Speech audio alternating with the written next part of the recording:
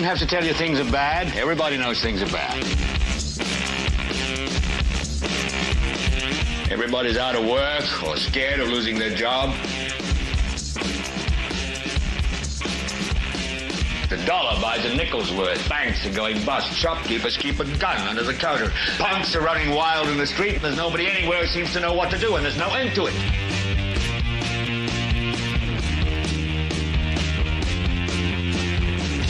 The air is unfit to breathe, and our food is unfit to eat. And we sit watching our TVs while some local newscaster tells us that today we had 15 homicides and 63 violent crimes, as if that's the way it's supposed to be. We know things are bad, worse than bad. It's like everything everywhere is going crazy, so we don't go out anymore.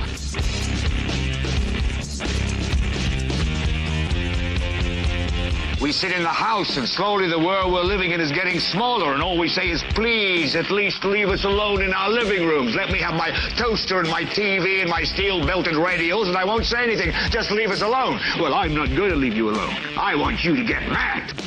I don't want you to protest. I don't want you to riot. I don't want you to write to your congressman, because I wouldn't know what to tell you to write. I don't know what to do about the depression and the inflation and the Russians and the crime in the street. All I know is that first, you've got to get mad. You've got to say, I'm a human being. God damn it. My life has value. So, I want you to get up now. I want all of you to get up out of your chairs. I want you to get up right now and go to the window, open it, and stick your head out and yell, I'm as mad as hell, and I'm not going to take this anymore. Well, hello there, ladies and gentlemen, and welcome. I am just about exhausted, just completely exhausted. We did the final push for the move from the Lighthouse studio. I'm going to go back over to the Lighthouse studio probably sometime this week, the end of this week maybe, and maybe do a little walkthrough, a live for you guys to all see the area over there. Kate, we got into the studio, and we were talking right before we go live, and like we do, and Kate said, oh, I thought that tonight was going to be the reveal. And I was like, oh, we just had so much chaos going on today that I really just hope that nobody's even going to ask about it. And then Alva puts it in there first thing. And she said, well, but do you have anything that you could show them? And I said, yes, I think I do. I think I do have something that I can show them that maybe they will forgive me, and they will forgive me. And so without further ado, ladies and gentlemen, I'm going to show you a part of the Mud Creek studio. Give me 1 second here.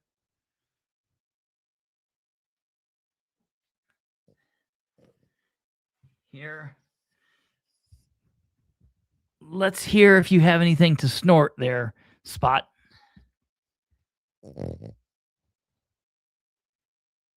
Do it again. What do you have to say? Hey, what do you have to say? Oh God, she's looking. She's actually looking. Look at this. Hi. She's tired. She's tired, and you have to understand that I'm going to show you the main thing here with her is she's got one leg missing. So, I always try to put my hand there to catch the foot, and I'm like, what is going on? And then I always forget there is no foot there. So yes, we do look a lot alike. I've had a lot of people who have said this. Let me see here. I'm sorry here, dog. There we go. There we go. Yes. That's right. It's like getting a haircut. Absolutely. When we're in the new studio, we have it up and running, she's going to have a seat that'll be next to me, I think over here on my left-hand side, where she will just kind of sit. As of right now, she is there. She's just a little bit further down. She's just right here, just laying in a little dog bed. But when we get the new cameras and everything going here, which we have them up and running, everything's working smoothly. We just need a little bit more time to get things situated in than I thought. It's just been a major undertaking, and so that's the situation. It's been moving sucks. I mean, it's just there's nothing good about it. There is absolutely nothing good about it, and that's that. So her name is Spotlight. What are you doing? What are you doing, baby? What are you doing? Oh, I will tell you that she is. Oh yeah, we got a lava lamp back there. We got a lot of neat things that if everything goes as planned, you guys will be able to see. It'll kind of be like set the ambiance a little bit with everything. So that'll be good. I got to tell you, I'm going to have to also get my haircut, not only because it looks so crazy and wild, but I got my new in-ears. I got my new in-ears in, and my hair is kind of messing with it. So you'll see me be doing this from time to time, and I'm pushing my in-ears back in. I'm actually going to have to get the smaller nubs for them. So oh yeah, the neon sign is up here. The neon sign says the basement, and so you'll be able to see that. Let me see here. I can show you. I'm not going to move the camera at this point, but I'm going to see if I can show you the blinking. What can I do? Okay, there it's moving. There it's moving through random colors. See that? There's that.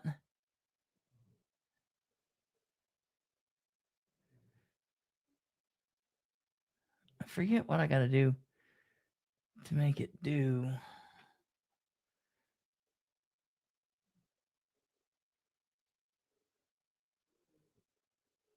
Oh yeah, there we are.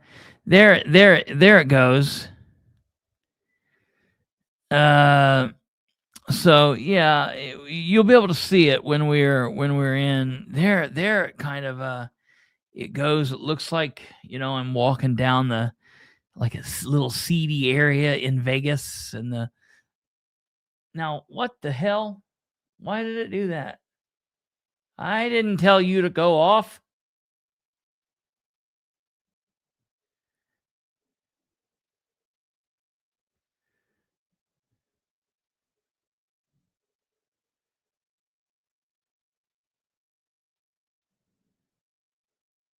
Oh yeah, you see that? It's almost like thunderstorm. Yeah, it feels like Christmas. Yeah. Pretty wild deal. So I'm having some fun in here. You guys can't really see it, but you will be soon. Oh my God. She's what she's done is she's rooted around in this. I've got this little bed for her here, and put a quilt down in it, and she's smashed it all around to one side, and she's went down and she's rolled over, and is laying like this and is asleep and is snorting and making the noises that obviously Frenchies make. What I think I'll do is I have a little shotgun mic. It's about the size of a pin, and it's about this long. And I think I might get it on a little thing. And when I have her, when she's down there and doing her thing, I might just be able to tip it to her and let you guys hear her making her noises, because my God, I'm surprised you can't hear them now. I mean, I've got gating on and compression, so that's probably why, but she is 110% Frenchie, man. The noises she makes are out of control. Absolutely out of control. She 25% off. Yes. That's what I said. I keep telling people that I misplaced one of the parts. It doesn't seem to mess with the function at all, but we are definitely missing a part. So good stuff. Well, ladies and gentlemen, listen to me. It's been a day, and the way that you can help me just kind of set in and relax is to smash that like button. If you're on Facebook, you can jump to YouTube. You can subscribe. If you're not subscribed, it doesn't cost you anything. Subscriptions are weird. Subscriptions on YouTube, it's a bunch of nonsense. Subscriptions don't help us. They help the people that are watching. You could have 0 subscribers and you could still have millions of views. And that's the thing that people don't understand, that everybody gets, they early on got YouTubers to say that, like, share, and subscribe, like, share, subscribe, because that helps YouTube. It doesn't really help us. I mean, it does because it notifies you when we're live, and that will help you come back and watch more. But in the grand scheme of things, viewing and sharing is what helps, and smashing that like button. So if you could do all of that, that would be fantastic. And then, man, what a day. What a weird day. So we've had a lot of moving and a lot of heavy lifting and looking at things and saying, you over there, me over here, we'll do this, do that, do this, do that. And so buy, sell. It's been a really action-packed day. That being said, commenting helps. Oh, yes. Yes. I love the comments. It's wonderful. That helps very much so. I love all of you people commenting. It's fantastic. It's great. I love the interaction and people communicating, and interacting with the show. And we have 2 different things that go on in the comments. We have people that comment on topic about what we're talking about at the moment.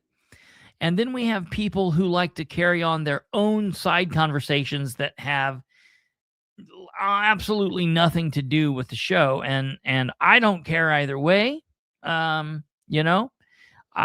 try not to, I try to look at your comments as much as I can. Sometimes it's easier than others.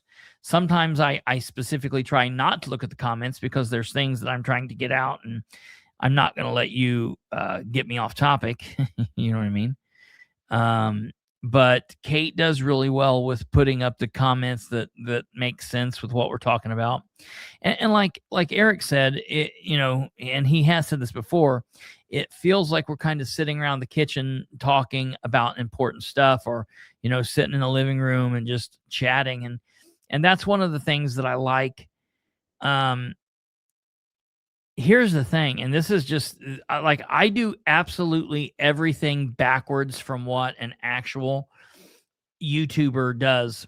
And this is why anytime somebody says, oh, he's just in this for the clicks and the views, and it's all about him. I could do so many things that would help me grow much bigger. We could not do live shows. Kate and I could tape a show, and we could tape a video each day for an hour long with no comments. Kate could put up the things that I talk about. We could put that out, and then we could drop it as a static video each afternoon, each evening, or something like that. And we would get more views on the initial run through. But I don't care about initial run through videos or views. What I care about are the views that happen after 2 weeks. I care about all of the views. I don't care that, one video might get 1,200 views on YouTube. That's a nothing video.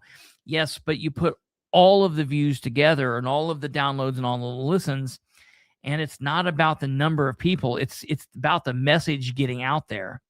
One of the things that I am most proud about and most proud of is that I don't know what it's called. It's got an actual title, but like the finish rate, like the amount of people who will click and watch an entire show, or will watch 95% of an entire show. That's what matters to me, because they're getting everything. And so to me, there are things that I could do that would, be better for YouTube, but it's not about that. It's about spreading the message and trying to get people involved. And so that's why we do this. That's why we put the comments up, and we do those things. And I appreciate you guys. I appreciate everybody that's listening to this. And I'm going to hurt some of your feelings here, and I don't mean to, but the people that I love more than anybody else that listens and views are not you people that aren't like me. The people that I love are the people that hate me and they watch. We have a large group of people, a very large group of people that do not like me, or do not like what we do here, don't like what Kate's about, don't like what we do, and they still watch. And those people are my pride and joy. I love you guys that love the show and agree with a lot of things we say and like what we do. I'm very appreciative of you. But my absolute pride and joy is knowing that there are people that absolutely hate me, but they can't stop watching, and they have to watch. And that's what I love. But the things that I love more than anything, are these comments right here. I get people that tell me this 5, 10, 15, some people sometimes a year. Maybe it's 2 or 3 a year. Maybe sometimes you might be the only person that says that this election. But that comment right there makes this all worth it. Makes all of the shit, all of the headaches, all of the research and the work and the fighting and the uphill battles and the being punched in the teeth and knocked down, it makes it all worth it.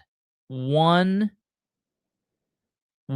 person saying, you got me to register to vote, to pay attention. And so that's a really big thing. And now you're saying my son votes now too.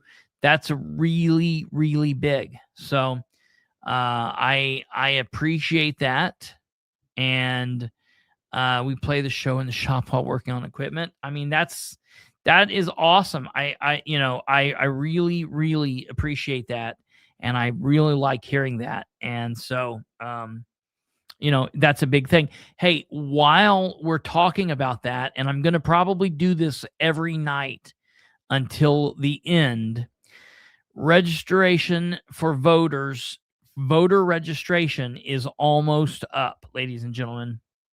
You only have until 11:59 on Monday, the 6th of April. Okay. That is 1 week from today. From right now, you have 1 week from right now to get registered, to check your registration. Have you moved? Have you got a divorce? Has something changed? You need to check your registration. You need to register if you have not registered before. If you're a felon, you can register. If you live in Muncie, you live in Newcastle, you live in Indianapolis, you live in Fort Wayne, wherever you live, get registered. If you're not here from Indiana, that doesn't work, but you'll have to check out the voters registration thing from your state. Speaking directly to anybody from all 92 counties in Indiana, it'll take you 3 minutes, and all you've got to do is click that website, www.indianavoters, and you can get registered. And you'll need your name and your OLN number, and you will need about 3 minutes. And you can do it from your phone. You can do it from your laptop. You can do it from your computer, and you'll be able to get it done. So that's that. Checked all of our registrations today to make sure we're good, and that's good to know. Okay. Give me a second here. I got to get this thing out of my eye, and I'm going to be digging around my eye, and I don't want to be doing it on screen. I knew I had something in my eye. I think it's dog hair. That stupid dog. I tell you, it's been a minute since I've had a doggy. And so you have to get used to all of the weird things that having a doggy will do, getting hairs in your eyes and things like that. But so yeah, very important. You only have until 11:59 on next Monday, April 6th, to get registered. So please do that, and don't be the one person. I as much as I say, I always have people tell me, man, you've really changed, you've got me involved, and I'm listening because of you now. I always have a couple people who tell me on election day, man, I went to vote, but I couldn't vote, and they told me I wasn't registered. And so I tried to get registered, and they told me I couldn't. That's right, because registration ends 28 days before the voting starts, or before election day, rather. Voting will actually start on Tuesday, the 7th of April, which is my grandmother's birthday. Tuesday, the 7th, voting will start. And so you want to get registered. Okay, that's another thing. So we have 2 points of topics tonight. Last night we had topics all over the place. We were talking about Muncie, we talked about Henry County, and things like that. Tonight is going to be primarily a Henry County show. And so I apologize for that if there's anybody here that's not from Henry County or whatever, but it should be interesting what we are going to be talking about, so stick around. I am going to tell you guys kind of a quick rundown on what I have as far as that goes in Henry County, and then I have something else to say to everybody everywhere.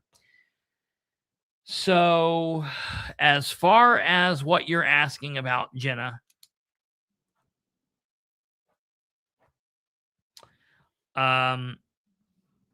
let's kick over to April here. On Thursday, April 2nd, so this Thursday, couple of days, 3 days from now, at 6:30, the Henry County Chamber of Commerce or the library or something will be having a forum. I'm going to be there in person, and we'll see what goes on, but they're going to have a forum. And then on Monday the 6th, Sproles will have a Facebook Live. Man, Kate, that's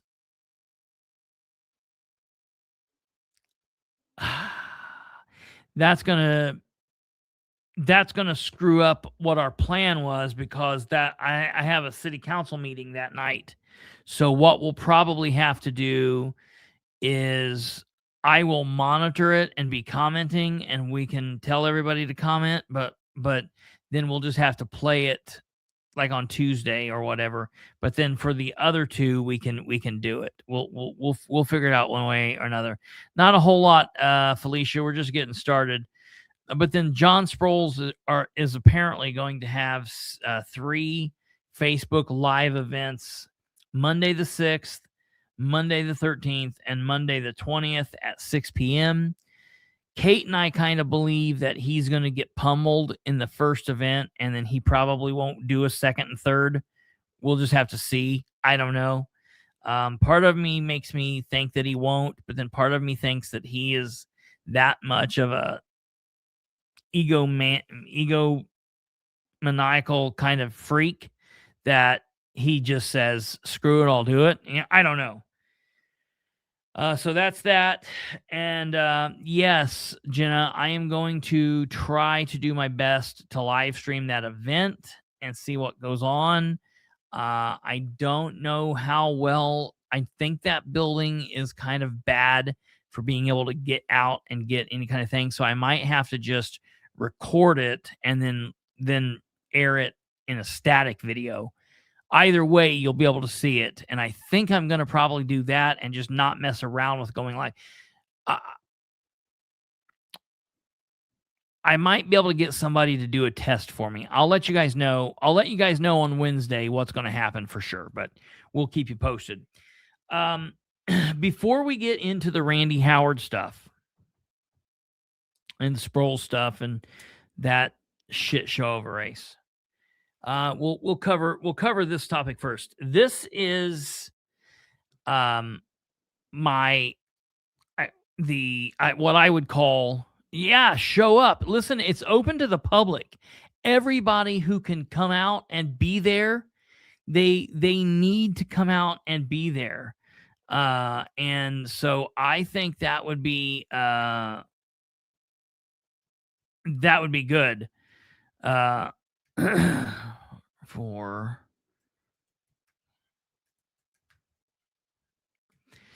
I think that anybody in Henry County that can show up on Thursday at 6:30, I think that people should absolutely do that, because what a great way to get involved, be involved, and know what's going on and hear what these people have to say. And I think they're actually doing 2 events. They're going to do an event this Thursday, and I think they might be doing an event the following Thursday as well. So we'll see what happens. Okay, here. Oh, yes, Mary, you got to be there. I'm going to go. We'll be there. It'll be fun. I'll be able to hang out with Mary and a couple of our super group friends. I think it'll be fantastic. I cannot wait. I'm so excited. It's going to be awesome. Ladies and gentlemen, come one, come all. Don Chambers is there. Thank you, Don. He says, I'm interested to be on the show. That's the deal here. This is a first. This is the first so far that we've done open call for all candidates. If you are a candidate, if you know a candidate, if you're friends with a candidate, it doesn't matter what office they're running for. It doesn't matter what area, what community they're running for. It doesn't matter where their election's taking place. If you or if someone you know is a candidate and they are interested in appearing on the show, this is it. This is the first official call out for candidates and their teams.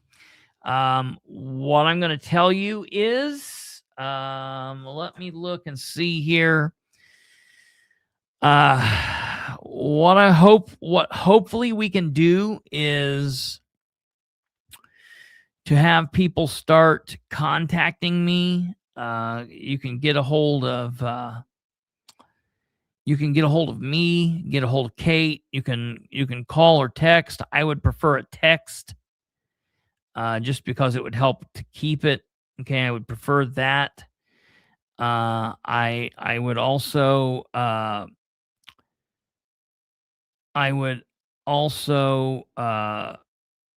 email is a good way, or messages on Facebook Message. Okay, you can reach out to us and we can set up a time for you to come on. It doesn't matter if you're Delaware County. It doesn't matter if is snail mail appropriate? Yeah. Yes. It doesn't matter if you're from Richmond or Muncie or Winchester or Marion County. I don't care where you're from. I don't care if it's state.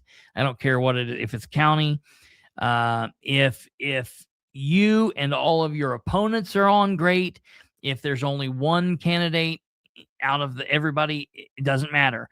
I'm not going to go fishing for people. Okay. I'm not going to do that. I'm going to let the candidates come to me, and my job is going to be getting this call out there and letting people know, hey, we're going to allow you to come on the show, but you've got to be willing to do the work to schedule it, because I'm not going to do that. Now, what that means is Don says he wants to come on. Don, I will get in contact with you and we'll set that up. I'm not trying to be a total asshole and be like, well, you got to set it. Like, I'll contact you now that you've told me. Your opponent, at least one of the opponents, has said something about coming on the show, and I haven't talked to the Democratic candidate in that race, but yeah, we'll talk to anybody. So it doesn't matter. So I had some people from Wayne County wanting to come on. I said, yeah, we can do it. We'll do it. I've had some people from Grant County. I said, yep, we'll do it. We'll do it. That's fine. It doesn't matter. If they want to come on the show and talk, we'll do it. Now, one thing that you had said was that you were going to try to limit people's appearances to 30 minutes. Say again? You were going to try to limit people's appearances to 30 minutes on the show and try to make things pretty, standardized. Yeah, I don't think that we're going to do like a whole big, like, hour and a half long presentation with each candidate. That's nuts. Here, you want me to be completely honest with you? I don't like any of you. And once you either lose or win, I'm probably not going to like any of you there either. So, no, I mean, I'm kidding. No, I'm not really kidding. I mean, you know how it is. It's whatever. I'm interested in hearing a couple things, and so we'll get you on.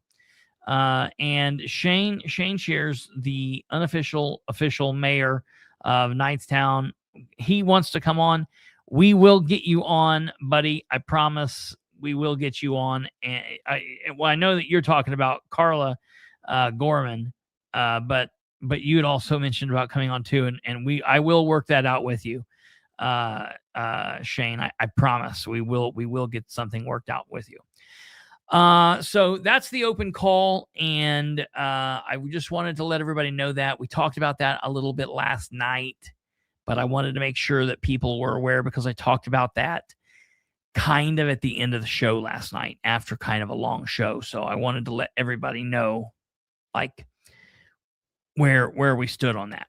Okay, now it's time to get to some real deal stuff here, okay? I don't understand this.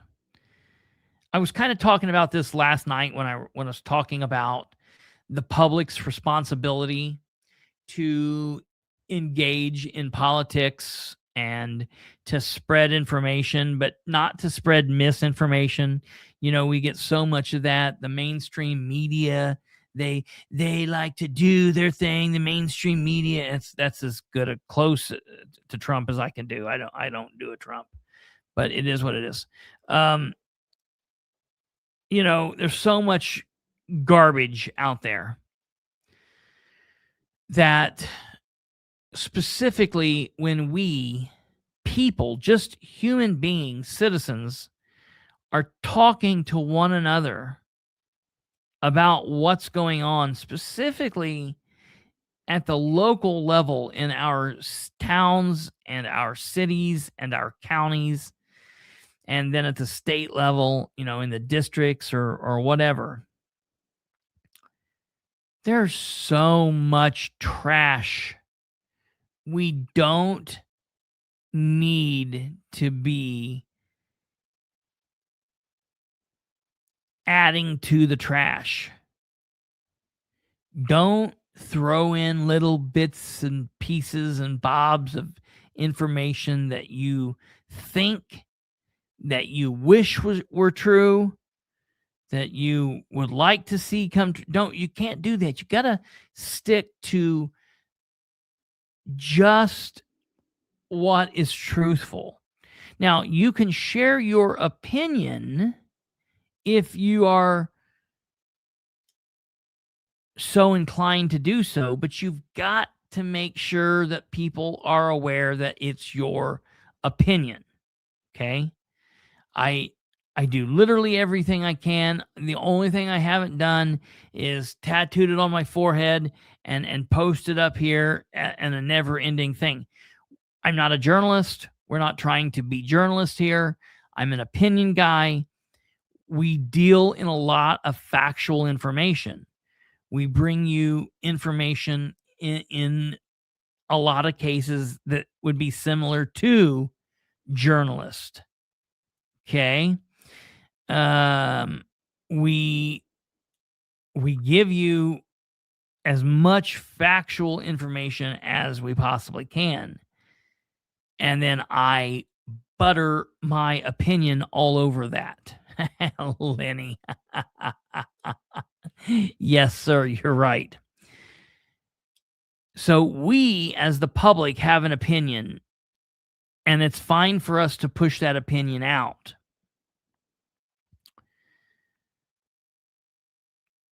But we have to be clear when we're doing that, yes, look, this is my opinion. We don't want to add our opinion into the record as factual information, because that's how people start saying just absolute dog shit when they're talking about things that really matter. Okay? So that's important. It's also important for the candidates to know that. You know, of course, candidates are people too, apparently. You know, politicians aren't people. That's the famous saying of Brandon. Politicians aren't people. Opinions nor feelings are fact. That's absolutely, Nick. That's absolutely true. Facts are what make it go round. And that's what matters. And listen, when we're talking about stuff locally, there's enough crazy facts that you don't need to put your opinion into it and make something crazier. Look, there's enough going on that you can get off by, you know, spreading the information and the gossip without putting in extra BS, because there's enough crazy stuff going on that should be fine. But this is not about the public. This is about people who want to be candidates. The candidates, they also have this responsibility. And when we see someone who just continues to openly, flat out lie,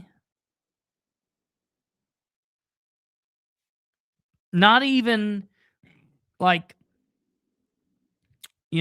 dodge the truth or obfuscate, but just flat out lie, then that has to be called out.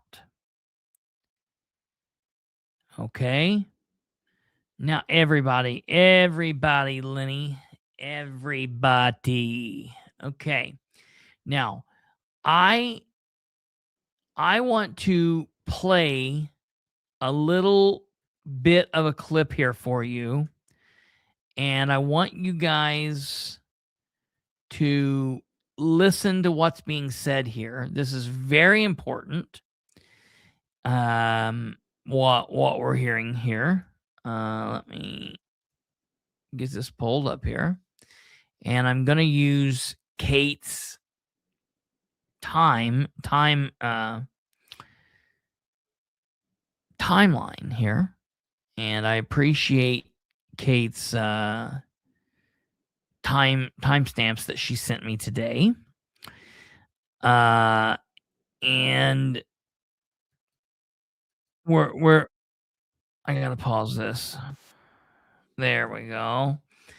I need to pull up your time over here. Okay. Stand by 1 second, folks. Okay. And you know what's crazy to me? I have a couple people that spend all day in my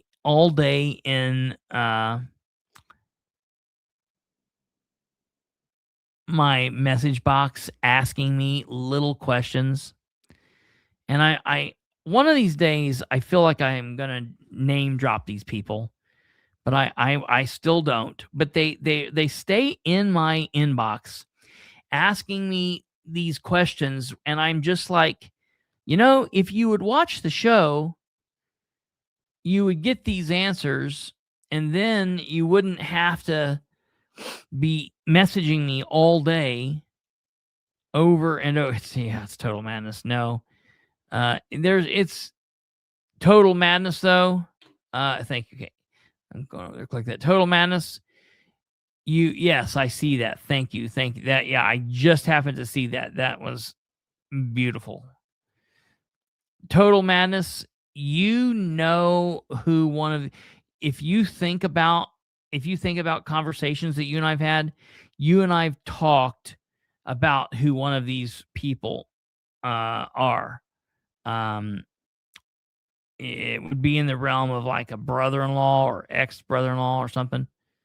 You would know who I'm talking about. But then there's another individual who's new from my life in the past, who's been in commenting, and he just keeps asking me these questions, and I appreciate it. I like to talk this stuff, but it's just like, just watch the show and you'll know. Okay, so we're going to put this up here, and we're going to listen to a couple bits of bullcrap. I mean, this is just bullcrap bites for everybody. And we're going to start off. Yeah, we're going to start off at 27:45 on the ticker here. 27:45. So we're going to start off at 27:40. And I'm going to put this up, okay? And I know, everybody, you're going to, as soon as I put this up on the screen, you're going to go, oh my God. Just bear with me. You'll understand why I'm doing this. Okay? We're going to put this interview up from the Mouthwash talk show last week of Randy Coward. And so everyone's familiar. Here's John Schmidt. He is the host of the show. Here is Tiffany. Look at Tiffany's face. Look at Tiffany's face. Look at Brad's face. Holy shit. Look at these people. All right, we're just going to listen to some little clips of this. This is very important, ladies and gentlemen. The first clip, listen, it's just about a minute long, and take it away. And maybe we're making some changes. Okay, so we have My hands are going to be full. Here's one from Evante 5275. Randy, do you think you'll be able to rebuild the bridge between the sheriff's office and the community?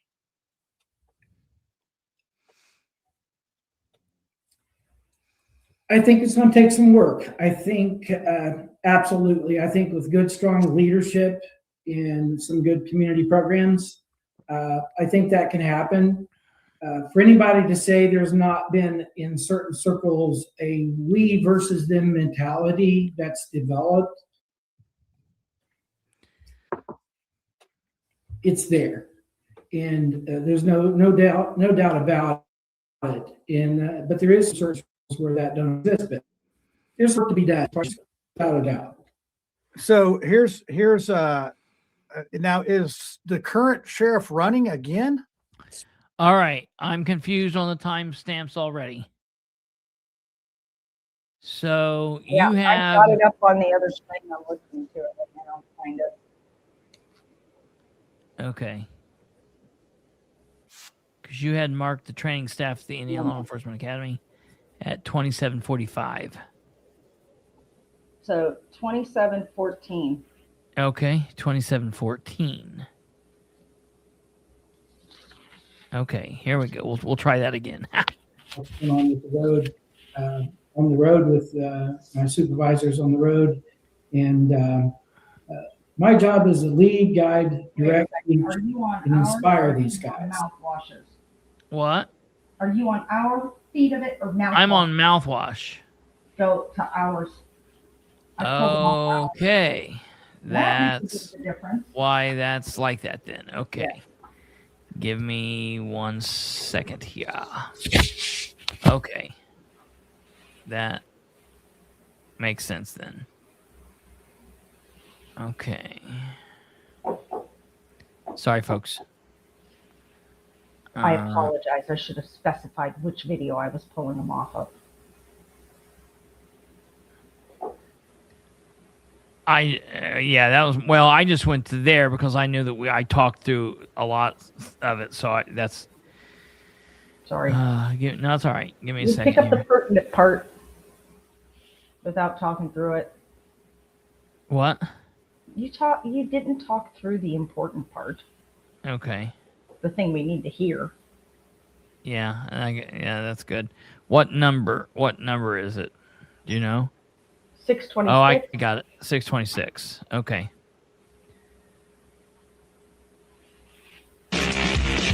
Everybody's out of work or scared of losing their job.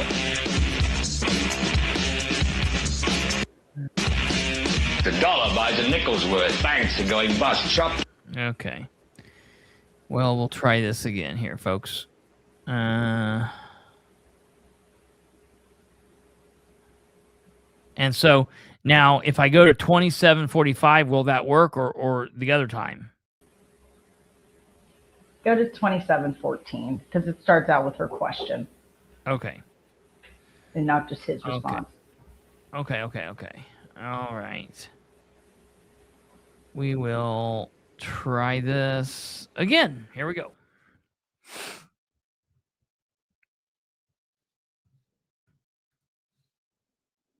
Already covered this. Thank you for revisiting it for me. Can you talk about your background in law enforcement? Because one of the questions asked a little bit about your background. My background. Okay. One, I'll profess I have never been a police officer, so I'm going to make that very clear. Okay. That's important. He has never been a police officer. We know that. We've said that. Thank God he has said that. Okay. He has said that. All right. So at least he's smart enough to not play there. Okay. Let's continue. To be a sheriff in Indiana, you do not have to be a police officer. Any citizen can run for the office of sheriff. But my background is kind of unique in the sense that I have 10 years correctional experience. Okay, 10 years correctional experience.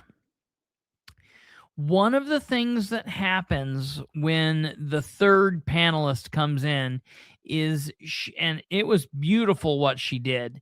She told him that she wanted him to start, from whenever, early on, early from when he was a young man, and go basically in 5 or 10 year increments of what he was doing, when, where, how, why. He went through that at one point and did that, glossing over quite a bit of stuff, but he never put in the corrections experience in there. He never mentioned it. And the reason I don't think he mentioned it is because he was just happening to go through it quickly. And I think he was being truthful and honest. I don't think that he has experience anywhere for 10 years in corrections. Now, he mentions that he was behind the wall in Pendleton. I have not been able to find anybody that can confirm that. So listen, here's the way I look at that. It's not for me to prove it didn't happen. It's for Randy to prove that he did have this experience. Okay. I'm not illegal. I'm not doing anything wrong. I'm not doing anything bad when I say, I don't think that happened. I don't think that Randy was a corrections officer inside Pendleton Prison in the state of Indiana. I simply just don't think that that's the truth.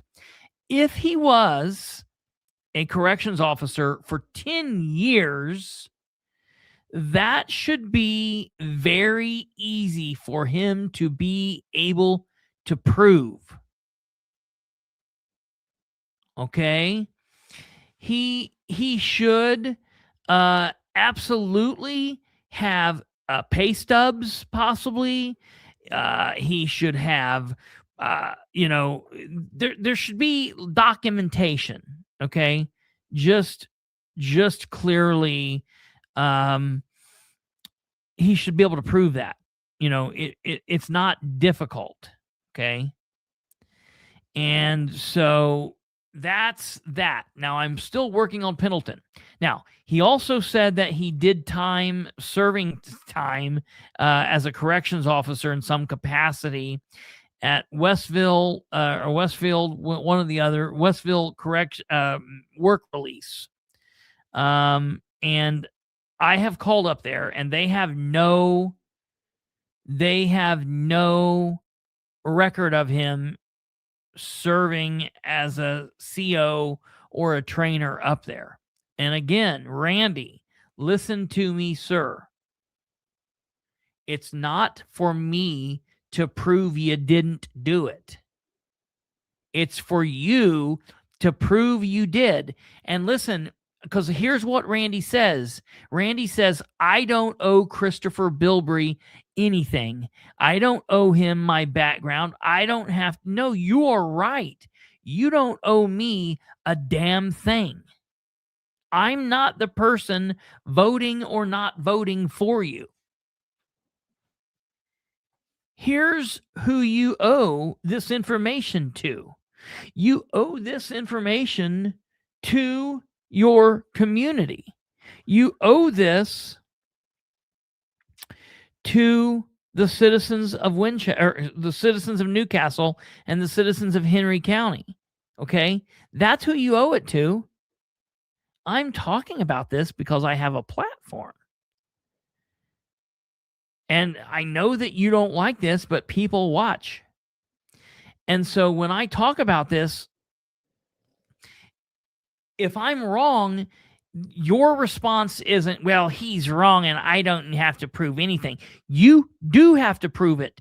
You're offering it up as your expertise as why you should be elected because you have this experience. First of all, having a little bit of experience, if you had 10 years as a corrections officer in a jail 20 years ago, sir, that's not experience that should get you elected, okay?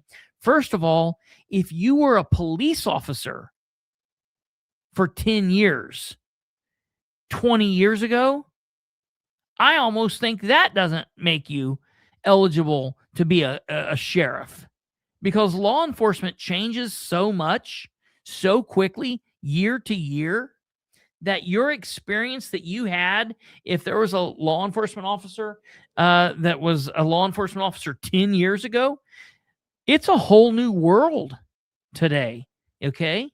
It's a whole new world. All right. Listen, yeah, total madness. That's what I was asking. I was asking, where did you work? When did you work there? And who was your supervisor? And that's what I was asking. I kept asking him that, asking, and he would never tell me. Okay. So I'm just letting him know he gets all butthurt because I'm asking these questions. Listen,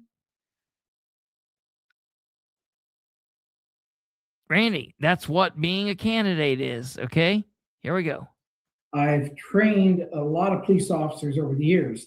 As a matter of fact, I've even trained some of the staff in the past, quite a few years back, at the Indiana Law Enforcement Academy in Plainfield. Okay, let's talk about that comment right there. Yes, he said that, Paula. Mr. Howard, you just said there in clear audio. Let's go back and listen to it once again. I want to hear it. I want to let everybody hear it once again. Listen. I've even trained some of the staff in the past, quite a few years back, at the Indiana Law Enforcement Academy in Plainfield. Jesus, he's saying it. So We don't even need to be asked. He's saying, okay, Indiana Law Enforcement Academy, and that's interesting that he said that. I had heard that he had said this to several people, okay? And I had heard that he was going around and telling this to people, and that he was explaining that he had trained, he was the instructor of instructors, okay? And so, first and foremost, a couple years ago, back in like 2022, 2023, I had heard Randy telling this story. And I contacted an instructor at the Indiana Law Enforcement Academy, a man that I knew and was friends with. And that man told me, no, Randy that person never taught here. Now, at the time, I wasn't thinking about him running for sheriff. I didn't need to record that conversation. It was just a conversation between two friends. And it just let me know, okay, Randy's a blowhard. He's a liar. I, put him in at arm's length. Well, when all of this popped up, I wanted to call up there and verify this again. And I called last week and I asked, and they told me over the phone that they did not believe that they had ever heard of this guy. But they told me to file a record request, and I did. I filed a record request, and they sent me back the record request, and they said there are no records responsive to Randy A. Howard instructing here in a full-time capacity, in a part-time capacity, in a guest capacity, as an intermediate instructor, as an instructor teaching the instructors, no, there's nothing. Okay. I was still not good enough with that. I wanted to call and I wanted to talk to them. So I called down to the Indiana Law Enforcement Academy, okay? And I, give me 1 second here.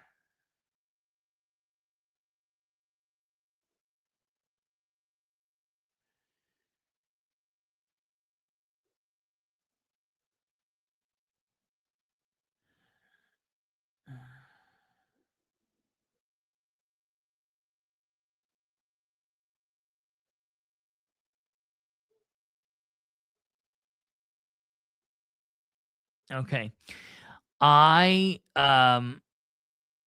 contacted the Law Enforcement Academy yesterday. When was this? I don't know when it was. My days are all running together. Anywho, today, today's Monday. And I specifically contacted the Defensive Tactics and Ground Combative Instructor Program at the Law Enforcement Academy, because that's the area that Randy is like talking about. Okay. So first of all, I contacted the records department there and I specifically gave him his name. I told them what he was doing. They kind of had a chuckle and seemed embarrassed for him. And they said, yeah, no, nobody here by that information. I then contacted Andy Widener, who is the program director for this, okay? And I then was contacted back by the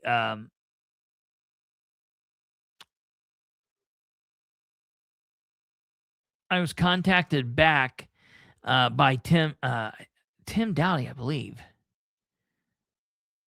Either Tim or David. I can't recall. Anyways, I had a long conversation with this man.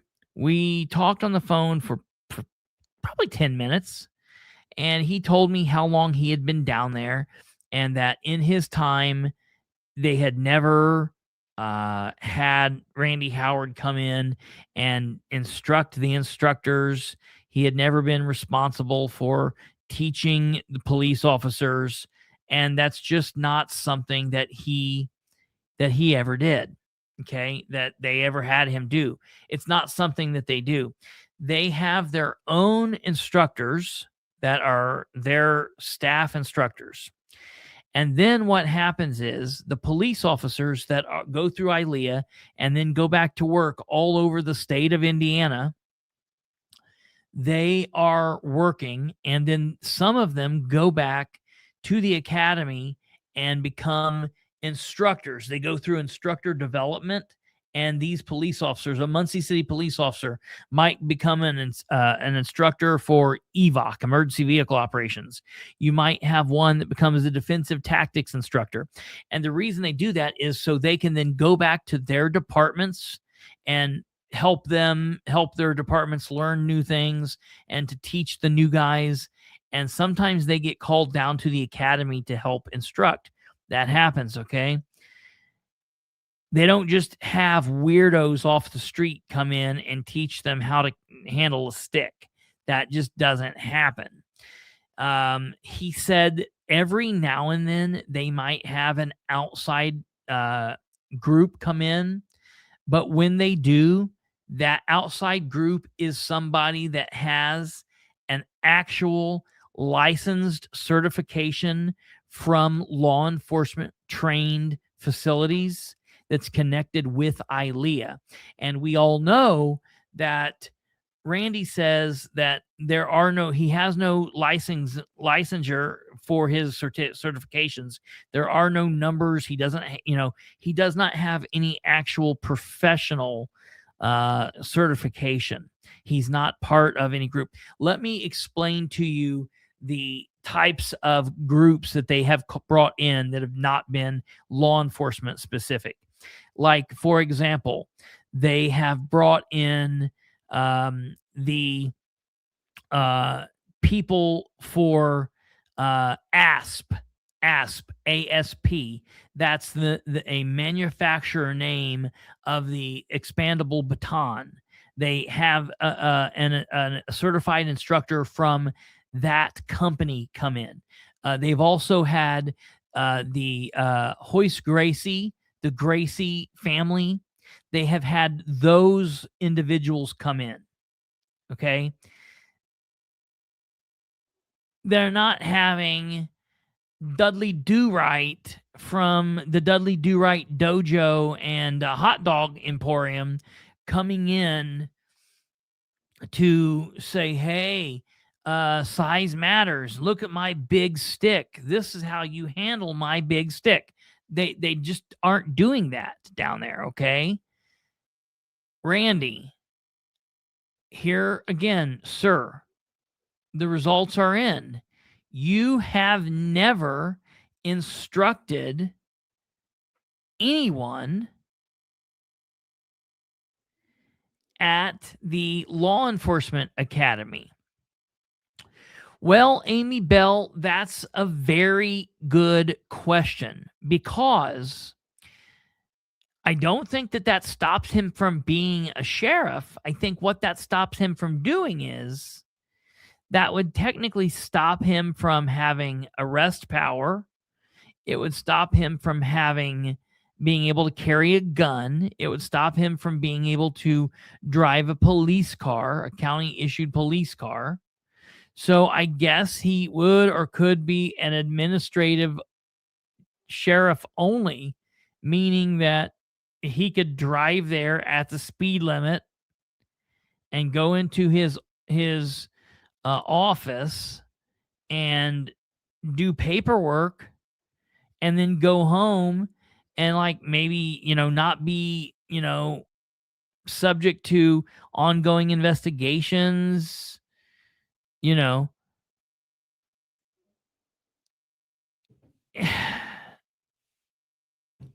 don't know. Here's the thing. He's not going to be the sheriff, so we're not going to have to worry about it. But it's just the point that, man, if you drive around Henry County, there's still a lot of people that have his signs in their yard. And it's really shocking to me.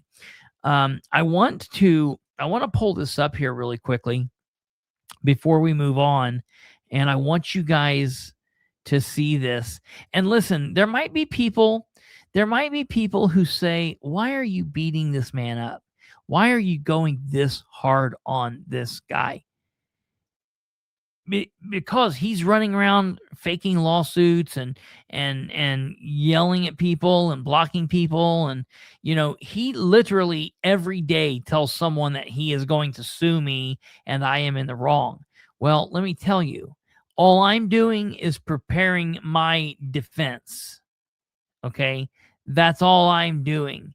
I'm preparing my defense against some kind of lawfare that he's attempting to achieve, if he can figure out how to do it, because he's not, I don't know. I wonder if he has to carry a card that states his body is registered as a deadly weapon. My son does, because he's an MMO fire. Well, I will tell you this. Here's the thing.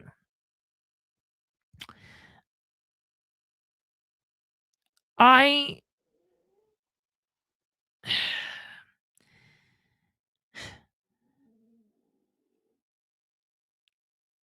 going to give him credit for sticking to martial arts and going through the process and becoming a black belt.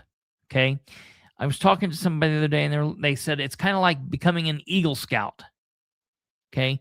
Not everybody does it. So that's an accomplishment. Okay. I was in martial arts, and I definitely understand. I went through defensive tactics when I was in law enforcement, And I will give Randy the respect he's due because he was able to stay in martial arts and achieve his black belt. Okay, if he achieved it legitimately, I have no proof that he did. Okay.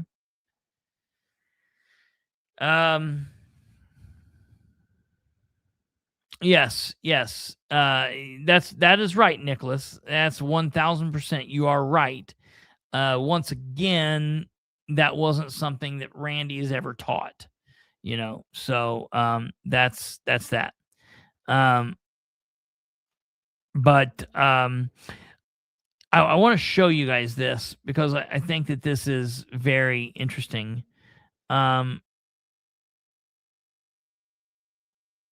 me pull this up here.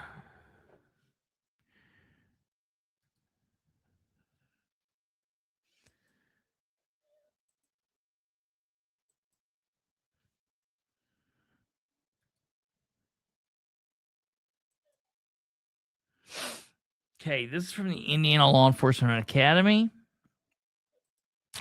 Here's instructor certification, primary instructor certification. The requirements to enroll in this primary instructor certification course are as follows. Be a full-time paid police officer, have a minimum of 3 years law enforcement experience, have a minimum of a high school diploma or GED. These education and experience requirements can be waived by the LETB through the executive director or deputy director post. If emergency circumstances arise, requesters for waivers should be submitted in writing to the deputy director of post, Bryant Orm, on agency letterhead. The waiver request should include a brief explanation of the emergency or other exigent circumstance that exists to enroll the officer into the course, training areas, and then it goes down through that. Okay, psychomotor skills instructor certification in EVO, firearms, and physical tactics. Okay, it goes down through this. Emergency vehicle operations instructor training program update as of 2026. PIT instructor course, advanced EVO instructor course, senior instructor. Listen, none of this stuff fits Randy, Larry, it's all the same. Fits Randy, okay? I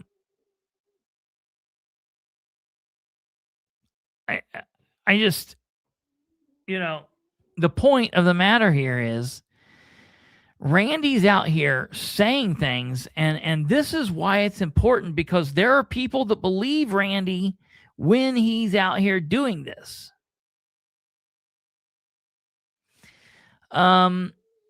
Okay, this is a good question. Eddie Hagar says, what's wrong with administrative sheriff? There's nothing I'll put it to you like this. There's nothing that would be wrong with an administrative sheriff. There have been a lot of administrative sheriffs who have done 20 some years on the job, have an experience and understanding, and then come in and do the work of an administrative deputy, administrative sheriff, a leader. They're not out doing stuff that Sproul's doing. They're not out running the road. They're not out here being badass. They're just doing the thing. Listen, part of my problem with Randy is this. Everybody says, it would be good, it would be refreshing to get somebody in this job that doesn't have experience in law enforcement. And I get where they're coming from. Is there a master grappler category? Not that I found yet. We'll have to find out. Randy will make it once he becomes sheriff. But here's the thing. I get where everybody's coming from, saying like it'd be good to have somebody that wasn't a sheriff, because then they would know how real people are. That's good. That's great. That's wonderful. But I'll put Randy into the same category that I was talking about Jonathan Culp back about a month ago. Imagine, if you will, Imagine, if you will, that Randy is elected to sheriff and he goes in and he's doing everything as his administrative deputy. Okay. He's doing the work as an administrative deputy. Okay. And he's probably bungling all of that up. And then 2 months in, one of his deputies that's been on the road for 14 years gets a call at a gas station of trouble with subject. Okay. And the deputy arrives at the gas station, and there is a 13-year-old kid in the gas station cussing and carrying on and yelling at the store gas station person and the employee there. And the deputy gets there and he starts, talking to the kid, and the kid starts giving him lip. And all of a sudden the kid pulls out a gun from his back pocket. And now we have a 13-year-old kid with a gun in his hand in a gas station with a mom and her daughter in there, and the gas station attendant that's 17, and a cop. And the cop pulls out his gun and tells that kid to drop it. And that kid picks that gun up and points it at that deputy. And that deputy fires 2 bullets into that kid and kills him. And then after he does that, he goes and the kid drops the gun. The deputy hears the gun hit the ground and instantly knows it's not a real gun, but it was a good shoot because he had no other choice. And then that deputy goes back to the department and is just absolutely out of his mind, distraught. Just absolutely out of his mind. There is nothing, and I mean absolutely nothing, that Randy Howard would be able to say to that man that would be able to help him get through to him and ease his mind, because Randy just doesn't have the understanding or the experience. So that's something that I consider, and something that I'm really worried about, because he just doesn't have that experience. Well, not only that, he's not even sheriff yet. Mm-hmm. He's just running. Mm-hmm. And he's on his platforms talking about how when he's the sheriff, heads are going to roll. All of these people are going to go before the merit commission, and they're going to do jail time and all these other things. What kind of morale is there going to be in the sheriff's department if he's elected? He's already creating dissension simply by his comments. Sure. I get wanting to clean that up, but he's not specifying. He's not running because he wants to empathize with people. He's running because he's power mad. Yeah. Let me tell you what he's doing. Randy is going out and doing Randy's already out patrolling. He's going out every night, but you know what? When I tell you what he's doing, he's going out and he's finding out where the police officers are, and he's watching them at the gas station when they pull in, and he's taking pictures of them there. Okay. And right, Joe. And he's reporting, back to various people. I've got these pictures of these cops here. They've been there. They've he's not doing anything to be able to bridge the gap with the people on the department or what. I mean, Randy is anything but a leader. Okay. And Tanya, 1000%. Just the bottom line, it's no trust. And so again, I'm wanting to talk about this. So you can go back and you can help people. You can say, hey, go watch this show. Here's the link. Here's where you can go. Because Randy's telling people that he has this experience. Randy is telling people that he's been involved in these things, and he just simply has not been. Okay. I want to listen here. Let me look up here on this.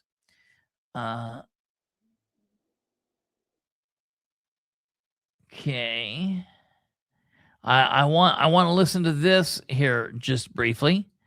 Okay.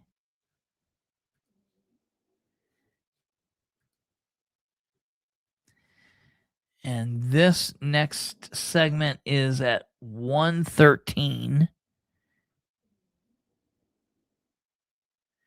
1:13:34. Okay, let's listen to this. What courses did he teach? I've never been an employee at the Indiana Law Enforcement Academy. Ding, ding, I ding. was there as a guest instructor. I was an intermediate instructor in what's called a PR-24. PR-24 is a 24-inch nightstick with a handle on it. You may have seen some police officers carry those. As an intermediate instructor, I was able to train and certify even their staff in the uses and concepts of the baton, and also so they could train others to be instructors as well. So I certified them as instructors. So I don't know if you can hear me or not, but Yeah, that's really I think bad. definitely. And Yeah, I think it's now, are you on frustrating. your iPhone? Are you on your iPhone? Okay, so he was an intermediate instructor on the 24-inch nightstick with a handle on it. Yeah, that's just absolutely ignorant. Okay, just absolutely ignorant. The bottom line here is, yeah, right. Nick, yeah, right. Absolutely ridiculous. Walking tall wannabe. Yeah. So the thing is, I contacted the Law Enforcement Academy, and Randy never went down and taught anybody how to carry this nightstick. Okay. Just did not happen. Okay. Just did not happen. It's not happening. Okay. Yeah, right, Nick. You know, and that's when I went on in 2003, and I had a baton from ASP. Okay. And they had been having ASP for quite a long time before I went on. Okay. ASP had been around for quite some time. His times just don't add up. You know, Randy watched a movie one time where a guy got beat with one of these sticks, and it got into his psyche, and he was obsessed with it, and he read up all about it, and he learned who invented it, and that became part of his inner, monologue about who he was and his biography. It doesn't make it real. Okay. Does Randy have at least a friend that's a cop? No, I don't think so. I honestly don't think so. I believe 100% that Randy did all of these things in his mind. Yeah, absolutely. You're insane. Before we move on, I want to talk about another really, really, really big issue. Okay. I want to talk about another really big issue. In another life. And this is this lawsuit, that this tort claim notice that he has allegedly filed. Okay. And I want you guys to listen to me very clearly here. And Randy, I'm talking to you, bro. All right?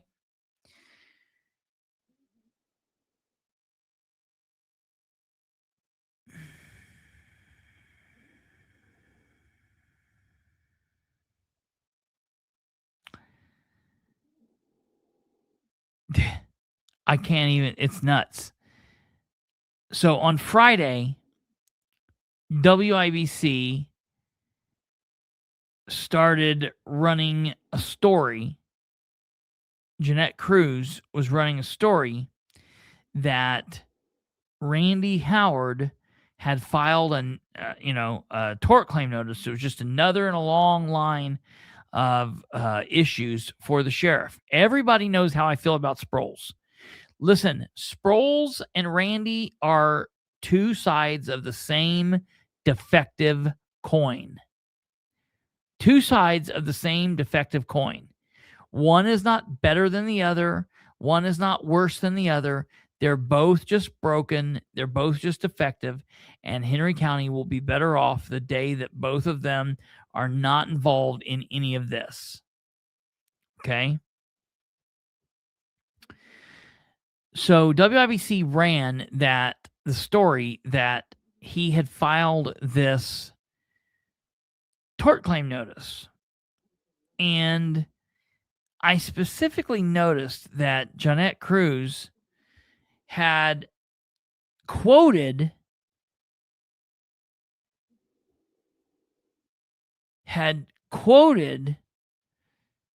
this tort claim notice. And I'm like, well, that's interesting. How is she quoting this? Because I can't find the filing on Pacer, which is a system set up for federal filings. Okay.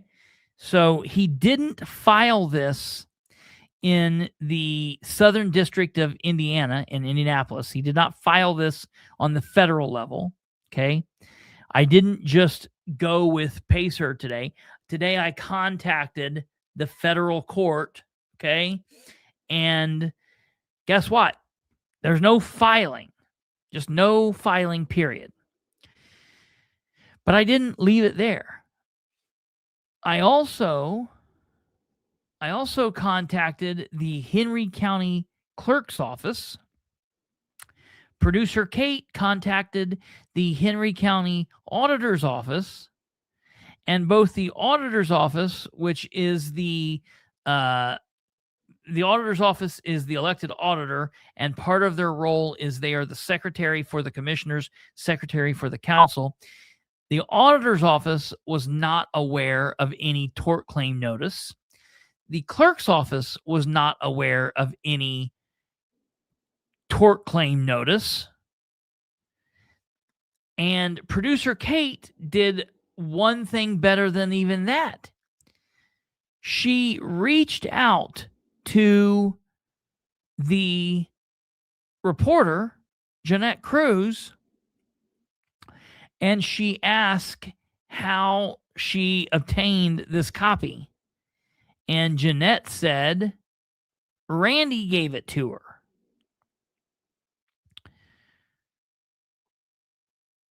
So what I'm telling you here, people, is at least as of today, the 30th, Randy Howard has not filed any kind of legal paperwork against John Sproles, against the sheriff's department, against any of that for anything. He might be working on it or trying to get an attorney to do that. But small claims would have been through the Henry County County clerk would have known that. There's literally nothing. even if he filed it in a different county, small claims court, it'd be in my case. Yeah, it's not. There's nothing in my case. There's nothing on Pacer. There's nothing. So, just so everyone is aware, he's now told people that he's filed this. He's passed this out to law enforcement or to media, and there's nothing. I honestly can't believe that Jeanette ran with it. I can't believe WIBC ran with that story. Because there's nothing there. Now, did what Sproles do? Did it deserve a lawsuit? Maybe. I don't like what Sproles did. I think it was junky. I think it was ridiculous. I think it's trashy.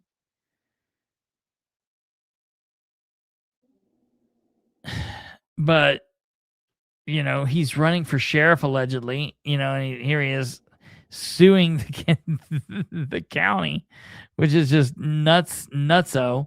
So it's just absolutely insane. That's the thing. Like Kate said, I cannot believe that Janetta Cruz got caught up in this deal. Now, I've attempted to reach out to her and clear this up, but I've not been able to do that yet. But she did tell Kate that Randy gave this. Now, I did contact Randy today, and I asked him to provide me a copy of his filing. So, he could do that without communicating with me. He could email it to me. He could explain to me what's going on, and he could even hate me while he does it. I just want to know what the deal is here. It's insane. So that's that. I needed to get that out because it's very important, because they ran it. It was all over social media, and as of the end of the court date today, Kate, have you checked it in a minute? My case? Let me check it real quick here, just to make sure that something didn't change, so we're not telling people wrong information. Let me check. Alva, that's interesting. I was talking to Rob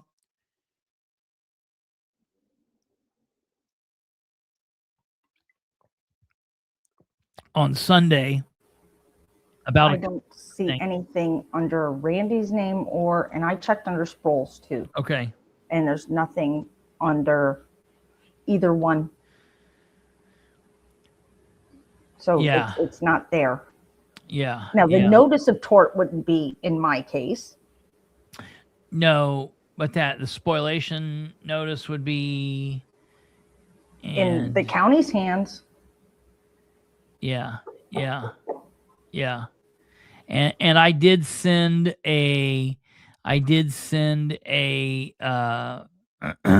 a record request to Joel Harvey asking for them to send me anything relating to this situation. So that's that. Now, hold on there, Silver Linings. Yeah, there was a lawsuit filed on the 23rd. That's the woman that was involved in that pursuit. That's not Randy Howard. That's something totally different. I posted that lawsuit you're talking about earlier. We talked about it last night. That's not Randy. And so that's the whole reason that we're talking about this, because this lawsuit was filed on the 23rd, and it's an actual lawsuit that's an actual lawsuit, and it's basically received no coverage. Now, I saw that I posted it today so people could see it after talking about it last night, and then I noticed that as of like 4 o'clock today, Fox 59, CBS 4 did a story covering that lawsuit that's been filed by the victim and her husband in that pursuit that Tanner Strzelecki was involved in back on April 18th, 2024. And that was filed, but there's been no word about that other than that today. But this deal with Randy Howard has been talked about, posted, and shared, and it's not even real. No, that's all right. That's okay. That's all right. I just want people to know that. Now, it's not just Randy, though, that's having a hard time telling the truth, okay? And now we're going to move on. Before we leave, we're almost done. This is not going to be a long show because we've been here long the last couple episodes. We're getting ready to get out of here. But before we do, I want to talk about Sproles. Oh, let me go back to Rob. Yes, I talked to Rob. Rob contacted me on Sunday. He about a couple of other things that I won't really get into. One of the things he contacted me about was he was wanting to know what the deal was with the city of Muncie's Ordinance 8-26, the record request ordinance. And so I talked to him about that. And then I brought this situation up with Rob, thinking or hoping that it would maybe pique his interest. And I said, man, there's a lot of crazy shit going on. And I gave him like a real quick rundown on everything going on. And he sent something back and said, holy shit, that's crazy. I can't believe this is happening. And then that was about it. So I'm going to reach back out and see maybe if there's something that we can't collaborate on there coming up here to kind of get that out there. But no, he's not really said a whole lot about this. If you guys out there maybe want to message him and say, hey, think about this or look into this, that couldn't hurt, because if he does, he would certainly, we would be the people he would go to on that. So yeah, you're more than welcome to, anybody can, comment and to reach out to him and say, hey, we'd like to hear your input on this, yada, yada, yada. So I'm not telling you to do that, but everyone's more than welcome to if they so choose. I do. Well, let me say this before we go on Sproles. 4 days says, no matter who beats Sproles, will they fire Sproles? Will Sproles quit? Inquiring minds want to know. So first and foremost, it's not like he can just be fired. They would have to go through the merit commission. It would have to be a process. And, so,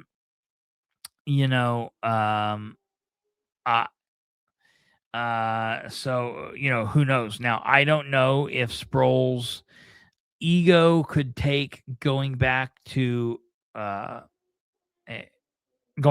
patrol deputy. I don't know that he would be able to do that. So he might very well just quit. I don't know. You're hearing all kinds of crazy rumors about who's going to fill the captain spot, what's going on here, this or that. We won't know till we know, but I don't know that Sproles would be able to go back to being a regular peon. I honestly don't think that's happening. And no, Tanya, the thing that you're talking about for at the library is on the 2nd. It's this coming Thursday that you're talking about. It is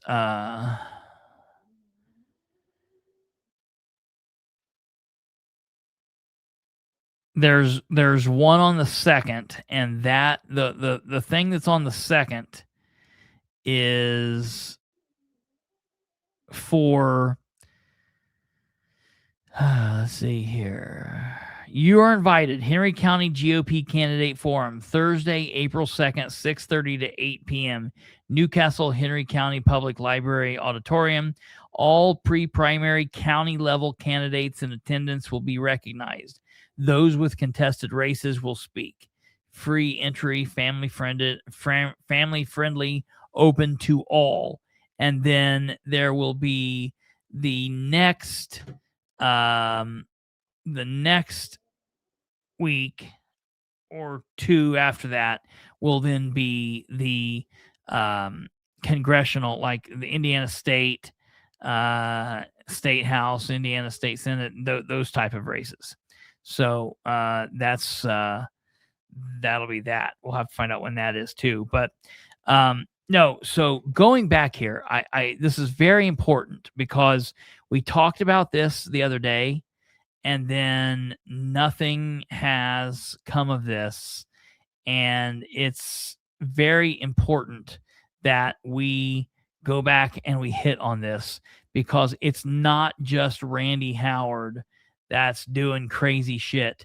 It's also John Sproles, and he has to be, he has to be called out each and every time. So number one, this lawsuit got filed on the 23rd of March, okay? And the lawsuit is a crazy situation, okay? It's coming from that pursuit, okay? Another major lawsuit has been filed against Henry County Sheriff's Department as a result of the April 18th, 2024 vehicle pursuit initiated in Henry County by off-duty Sheriff's Deputy Tanner Strelecki. The pursuit ended in Delaware County after a serious accident which resulted in a fatality of the passenger in the fleeing vehicle and serious bodily injury to the driver of a vehicle that's totally unconnected to the pursuit. The driver of the unconnected vehicle, Shanta Shemmings, and her husband, Tyler, filed the lawsuit in Delaware County Circuit Court 3 on March 23rd, 2026. The lawsuit names the driver of the fleeing vehicle, Zachary Antum. It also names off-duty Sheriff's Deputy Tanner Strelecki. It also mentions current elected Sheriff John Sproles. It also lists the Sheriff's Department as a whole and the commissioners as a whole. And so that's a big deal. This situation is and the resulting lawsuit raises serious questions about the leadership of the Henry County Sheriff's Department and the culture of chaos and out of control behavior commonly displayed by many in the department, up to and including Sheriff John Sproles. Just absolutely ridiculous. But there is absolutely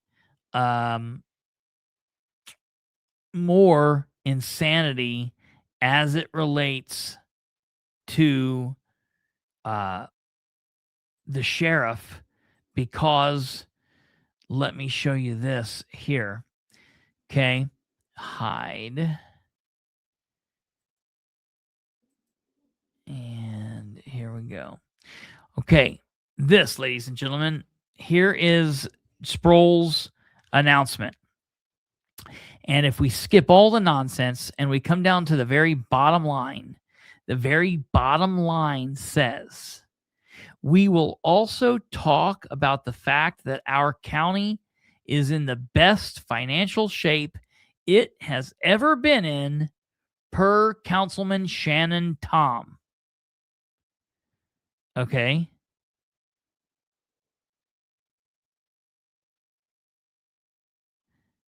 I don't know. Can you send me what you're talking about on the 9th? Because I have the thing that they sent, this thing, and it's saying April. You can see it right there. It's saying Thursday, April 2nd. So I don't know what you're talking about on the 9th.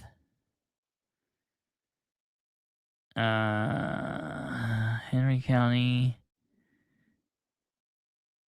Indiana Library. Let me go there and just see if I can find out.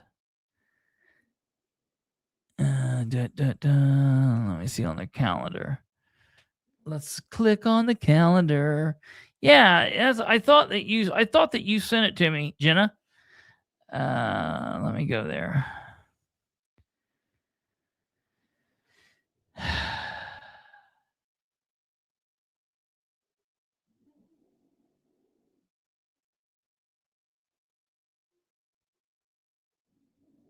Well, that is very interesting.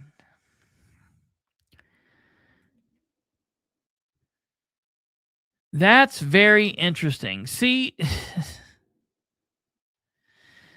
this is the problem.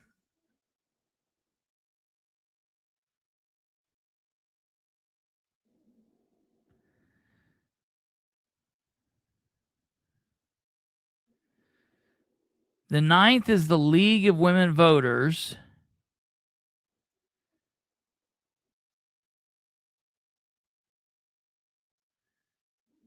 Okay, Kate, I'm going to send you two things. Can you put them up?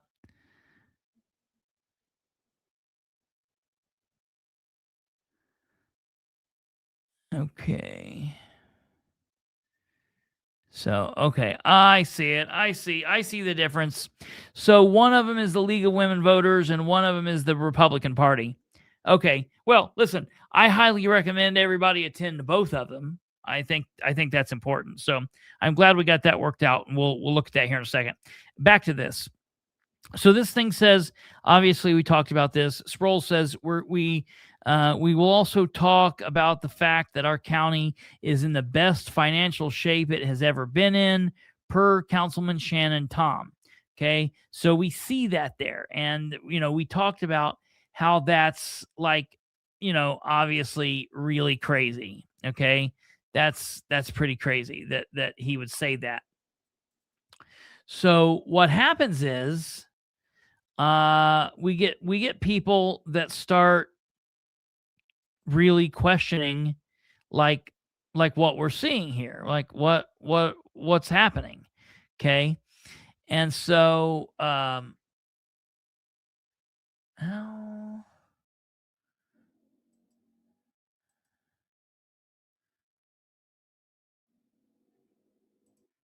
okay. So then what we do is we go over here and we look at this.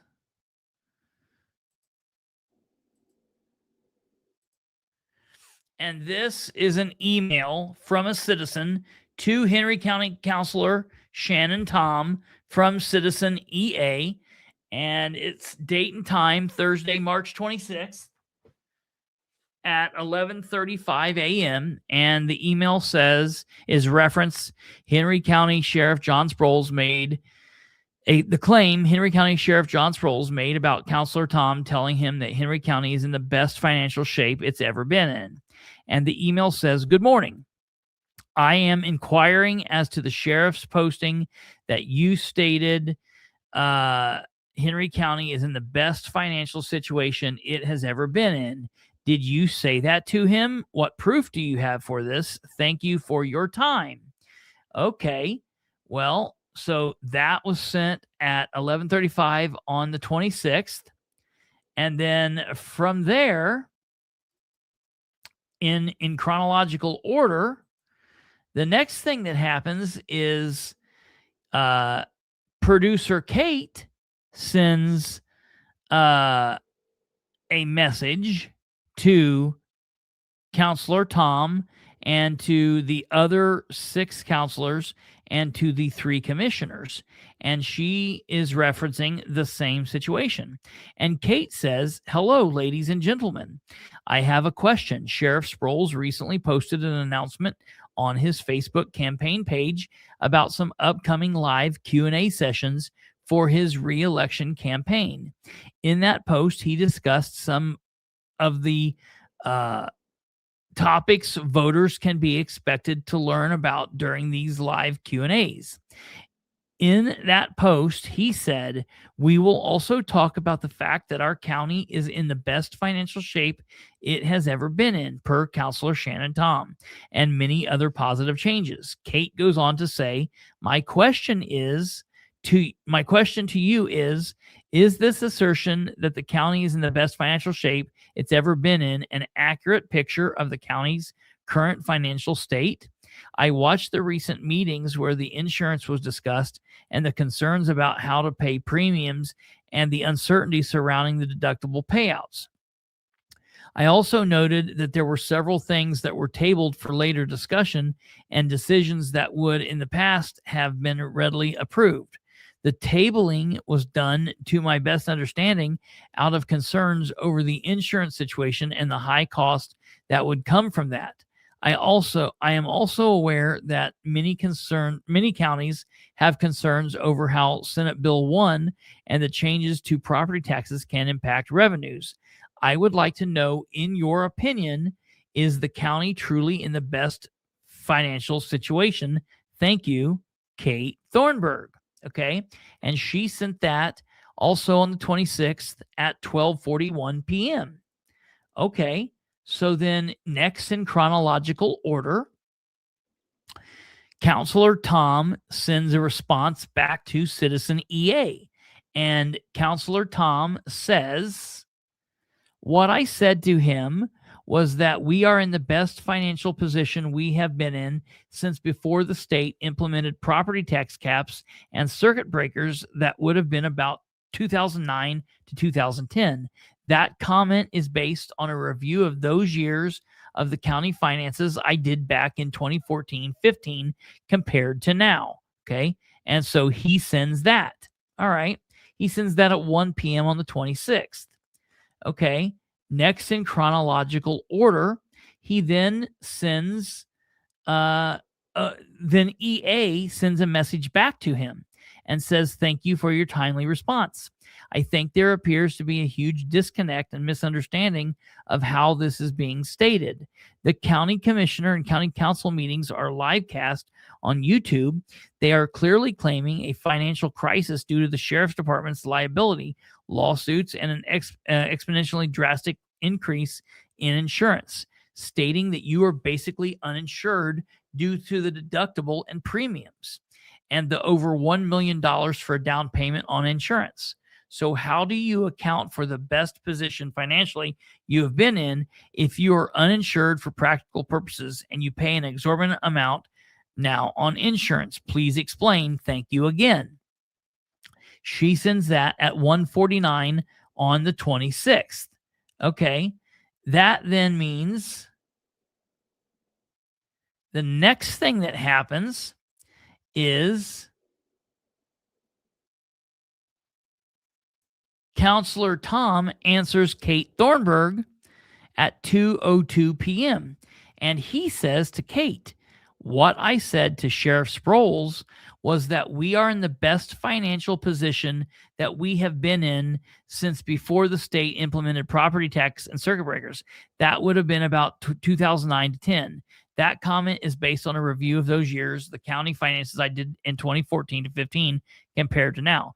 I was specifically referencing the trend in general fund reserves. This comment was made prior to the change in insurance. Okay?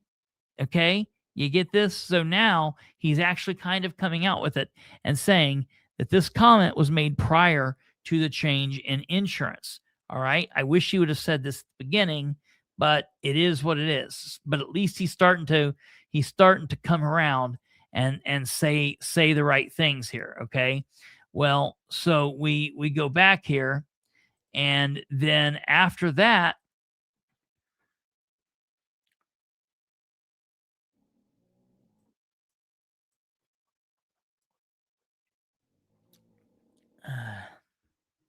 he responds back. Tom responds back to the Citizen EA, and he says, I was specifically referencing the trend in general fund reserves. This comment was made to him prior to the change in insurance. So basically, he is sending Kate and Citizen EA the same thing. Okay. He's saying the same thing to both of them, which I appreciate it. At least he's not saying like different things. That would be crazy. Okay. So he said that at 2:04 p.m. on the 26th. Okay. Well, after that, Citizen EA sends another email back to him at 2:21 p.m. on the 26th. And that citizen says, so are you retracting that statement now and saying that you are no longer in the best financial position ever? Thank you. Just clarifying so nobody gets the wrong idea about it. Okay. And then Counselor Tom responds to that citizen at 2:46 p.m. on the 26th and says, I absolutely stand by my statement made at the time it was said, in the context it was said in, which means he no longer stands by it. I don't know why he would have just said, no, I no longer stand by it. That sentence is another way of saying, no, I don't stand by that at this time. I stand by it at that time. I don't now. If you are asking if we are in the same financial shape today, the answer is no. In addition to the insurance changes, the state has put us in yet another position of declining revenues, which made changes so that we cannot implement any fix until 2029. I believe we have a rough few years coming, Counselor Shannon Tom. Okay, so then that was sent at 2:46 on Thursday, March 26th. All right. Now we kick over to Friday. And on Friday, County Commissioner Susan Hoon messages Kate, email number 1. And she says, hi, Kate. I took office in the county council in 2019. At that time, the general fund was in the red.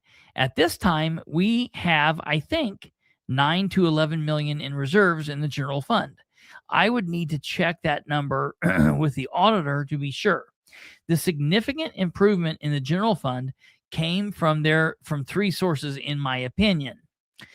Federal dollars given to counties during COVID, high interest rates resulting in interest income, and conservative, thoughtful budgeting by the council. When I came into office in 2019, there were so many issues that had been ignored or kicked down the road, as we all referred to it. 1, the new county jail was built, funded by a new tax. 2, a bond was issued without raising the tax rate to do essential building repairs that had been ignored for way too long. You can see that work going on now at the courthouse. 3, employee wages were raised to appropriate levels after dropping down to 20 to 25% below market averages for counties comparable to us, funded by tax increase. 4, our employees' insurance fund has been stabilized and even has excess funds. In order to maintain these improvements, and healthy reserves we are sitting on, we needed stabilized tax receipts, which Senate Bill 1 definitely threatens. We also needed to control our expenses, which the increased insurance premiums and deductibles certainly threaten. The large deductibles definitely make budgeting a challenge. So yes, we are in better financial position today than we have been since property tax caps were put into place. Controlling costs and maintaining tax receipts are critical for maintaining that position. Feel free to continue this dialogue if you want to. People can look at the same data and draw different conclusions from it.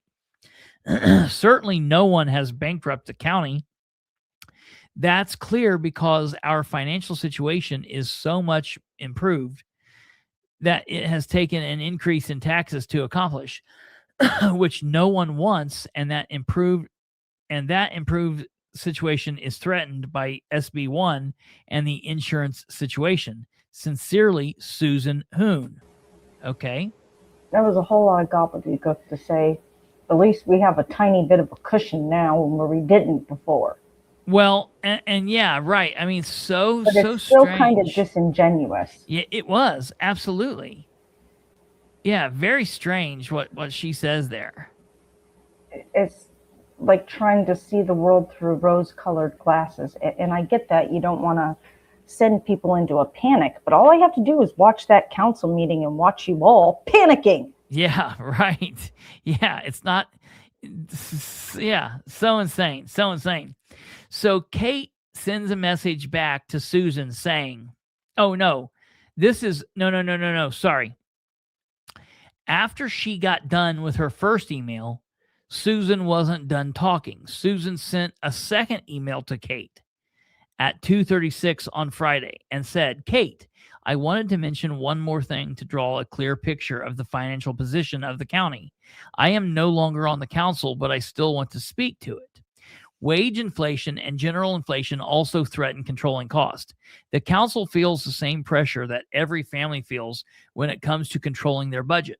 Road work, bridge work, building construction cost, wages have all increased dramatically, and trying to control cost in that environment are continually challenging. The reality is our road budget and bridge budget do not come close to what the actual need is something that is always on the minds of elected officials. Okay, great. Wonderful. That's fantastic. Okay. To the late cap went into effect. Yes, I believe so. Yes. And you're exactly right, Admiral. She's not going to challenge anything going on with Sproles. That's absolutely right. Okay, so after her second email,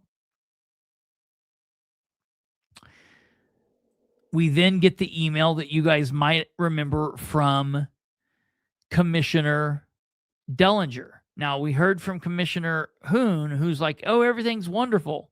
But then Dellinger comes in here and says at 2:49 p.m. on that Friday, he says, I'm trying to be respectful to everyone involved, but I can't read this and not comment. Keep in mind, and the reason I'm not going from call and response, I'm going in chronological order, is because all of these people are seeing each other's comments. So after hearing all of that stuff that Susan just said, Commissioner Dellinger is now responding back to Kate. And he says, I'm trying to be respectful of everyone's involved, but I can't read this and not comment. We are not in the best financial shape that we have been in. Our financial woes are approaching terrifying, to say the least. I have been asked when I expect the layoffs to begin if something doesn't change. This is very concerning. There have been major positive strides made to improve the financial health of our county starting roughly 6 years ago. But sadly, that could be overshadowed by events during the last several years in which decisions to keep us healthy may disappear rapidly given the current climate. What makes this even more concerning is the fact that we are curtailing spending in many areas in order to just maintain our current status. While some seem to think that there is an endless supply of financial resources to fund whatever they desire, it is my opinion that before SB 1, there was a reasonable expectation that the money crisis might have been weatherable in the short term. But given the fact that our insurance has been canceled not once, but twice in the last 3 years, which has caused our premiums along with deductibles to skyrocket. This is placing us in a very vulnerable situation. I hate to sound so doom and gloom, but we are going to be in trouble. Doom and gloom. Oh, doom and gloom. But I have been saying this for almost 3 years. If we don't slow down and take baby steps, we are going to be in trouble. There we go. It's easier to see. No one could have seen everything that has happened actually happening. That being said, some of this could have been mitigated had we slowed down a bit. Now the question is, what and how do we move forward? I think there are some things that, although may be unpopular, can be done to, at least for the near future, would give some credibility to our carrier that we are making an attempt to correct our current situation. Respectfully, Steve Dellinger, Henry County Commissioner. Okay. After he sent that, we then had County Councilor Bobby Plummer respond to Kate and said, "Thank you, Steve, for your response. I have delayed in responding as I wanted to make sure my thoughts were measured and calm. You took the words right out of my mouth. But you and I have been sending up warning flags for several years now. We as a county have a difficult decision to make, and they will not make everyone happy." Okay. Now, I do want to note from what it looks like in the emails, Uh-huh. Bobby and Mr. Dellinger both responded to everyone. Yeah. It looks like Susan only responded to Shannon, And you. Tom, and me. Yes. Yeah. Right. So that's also interesting as well. Well, I sent Susan's comments to everybody because I wanted to make sure everybody had Susan's comments. Because I picked up on that and thought that was very strange. So yeah, like don't be playing games here. Okay. So this was Friday, March 27th at 5:08 p.m. Okay. That then leads into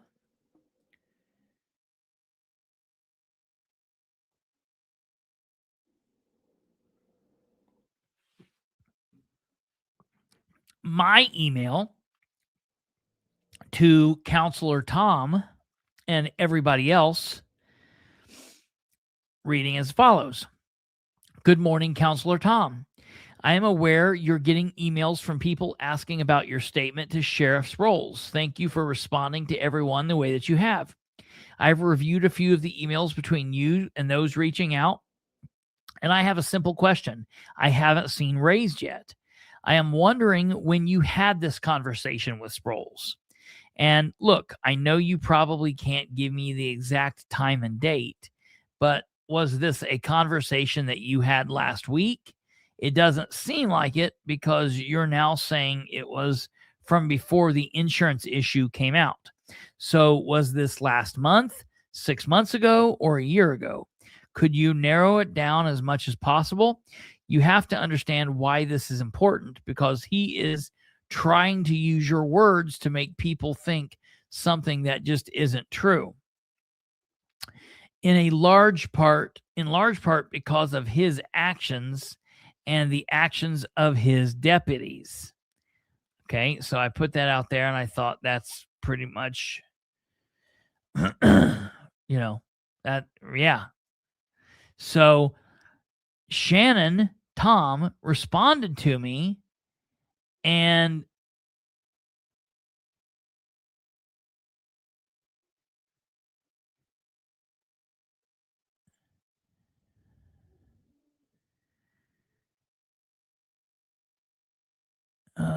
okay, no, I don't need to. Oh. I don't have his other email set up in the same way there. Now I'm going to have to show you from email. Stand by. That's my bad. Sorry. So then Shannon then sent me back a response, and I missed it. In all fairness, it went to my spam for some reason, and so I kind of jumped on him a little bit, but we fixed it. So he said, I responded to this at 5:22 a.m. yesterday. This was my reply. Good morning. That statement was made when Counselor Kuntz and I, as council liaisons to the sheriff's department, met with the sheriff and his team. We met with them on both December 3rd, 2025 and January 22nd, 2026.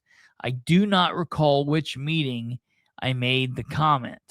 So that means that he told Sproles that we're in the best shape we've ever been in,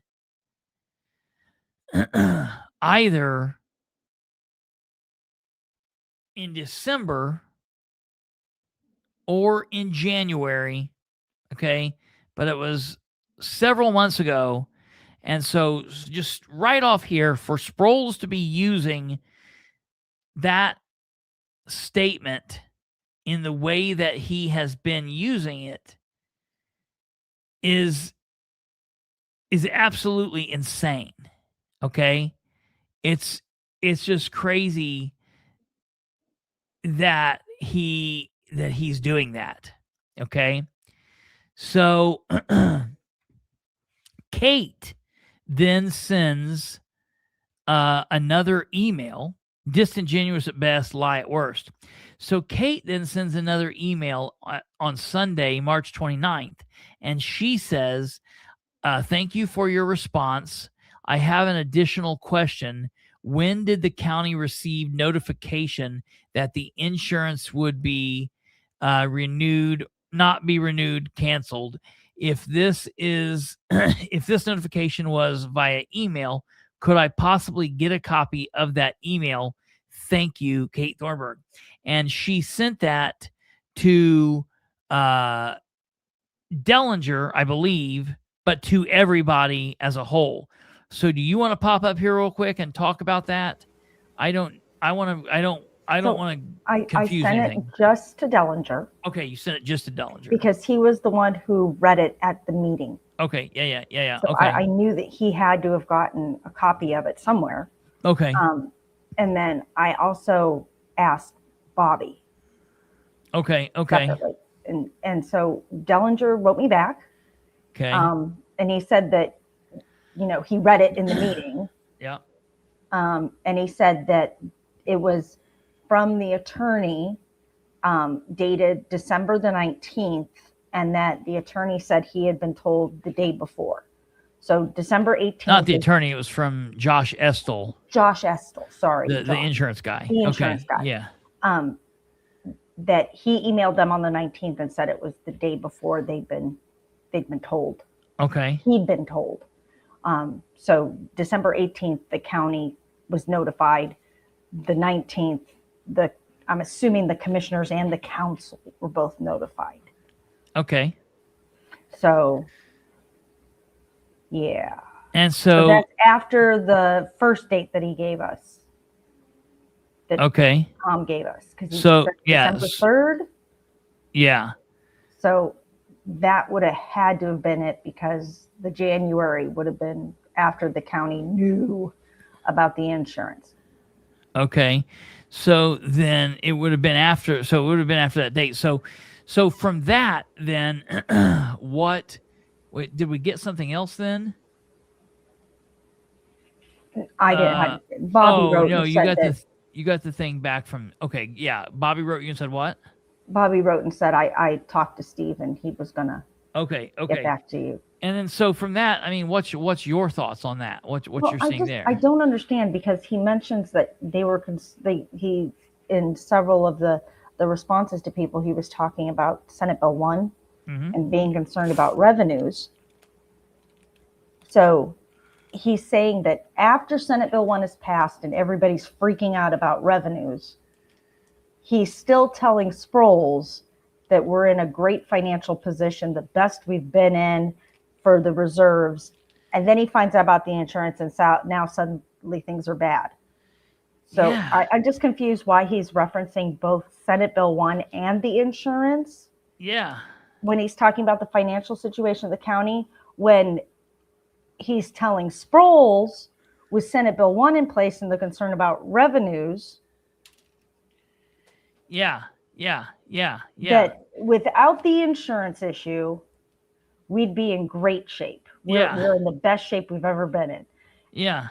I don't understand that. That's confusing to me. Yeah. I don't know how So he does wraps Senate his Bill mind 1 around that. matter or not? Yeah, right. Or it right. only matters because the insurance situation is shit. But they were sure complaining a lot about it during meetings. Oh yeah. That's the problem I have is you don't really know or you can't know what the true answer is. You really don't understand what these people really think. And Good night, Lenny. Hey, thank you, Lenny. It's really rough because you just don't know what's true or not. And it's difficult to be in that position, and you don't know. I don't know what to believe with these people or not. I don't know. I don't understand. But I don't know how you can be freaking out in council meetings about we don't know what revenues are going to look like, and there's nothing we can do about it, and it's only going to get steadily worse until the thing gets fully implemented. And in all fairness, Counselor Tom was one of those counselors that was doing some of that freaking out in a couple of those meetings that we've recently watched. Yeah. So I don't get what he's doing. And to be perfect, well... And I get that he's the liaison for the sheriff's department. Isn't he a former officer? No, he's not. He's not. Yeah, okay, but he really likes law enforcement. That's like his... hot button issue, isn't it? He's very pro Sproles, I think, is the thing. I don't know. I mean, I didn't know anything. So it's not pro Leo, it's pro Sproles. I think he's pro Sproles. And now listen, Shannon, Tom, you can prove me wrong or let me know that I'm wrong or tell me that I'm wrong or anyone else, Bobby or Jay Davis or anybody can reach out to me and be like, no, Shannon's a good guy. I don't know Shannon. All I know is, to me, it seems like Sproles attempted to use his words and misinform the public. And if I were Shannon Tom, I would be really pissed off that happened. And Shannon doesn't seem to care, doesn't seem to want to call the sheriff out. So then same with Susan, though. Well, yeah, but she's all the way team. In a good light. Yeah. She's all the way team Sproles. It's not a good light. Yeah. Yeah. So the thing that bothered me was that nowhere in the meetings where they were talking about the insurance being canceled, did you hear any of them mention what the premiums were? Like the total amount of the premiums? No, not that I can remember. So the premium when... Or wait a minute. Yeah, say what you're going to say. So the premium when Sproles took office was about $2 million a year. Yeah. Okay, and was the standard municipal insurance for liability and all that stuff. Yeah. After the first time it was canceled, that jumped up between 2.5 and 3 million. Okay. Okay. This last one, yeah, their premium is $4.4 million a year. The insurance has gone up 120% because of this Yahoo. Oh, man. I don't know how you could not be freaking out and having a heart attack. So that 1.076 million they had to pay in March. Yeah. They have 3 more of those payments to make. Oh, good Lord. because the premium is $4.4 million a year. Huh. So if they were notified in December about the insurance, and he also possibly made that statement at the earliest in December, the statement Shannon made seems incorrect when he said it, right? No, because he made the statement to Sproles on December the 3rd and found out about the insurance on December 18th. 19th, December 19th. Yeah, but still, it seems not accurate because they've been freaking out. Put the insurance stuff away. They've been freaking out about Senate Bill 1 since before that. So yeah, that hadn't even passed yet, and counties were freaking out about it. I mean, they were freaking out at the end of 2024 when they were just talking about property tax reform, because Criswell got up in front of Henry County and said, we're not going to do anything about property taxes. It's going to be just fine. Yeah. So, I mean, they were freaking out before Senate Bill 1 was even introduced. Yes. Yeah, I mean, that's a big problem. Yeah. Oh, that's fantastic. So I think Henry County citizens need to be knowing about this kind of increase. And it's directly related. Both insurance companies, when they canceled, said, the first one said it was because of the risk management had changed. Yeah. The change in the risk management. The second cancellation was because of a lack of risk management. Yeah. So, I mean, it's... Yeah, remember Essel said, the good news is you'll have insurance. The bad news, it'll seem like you don't. Yeah.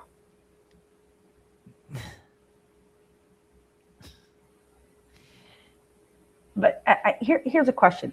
Are counties required by code to have insurance?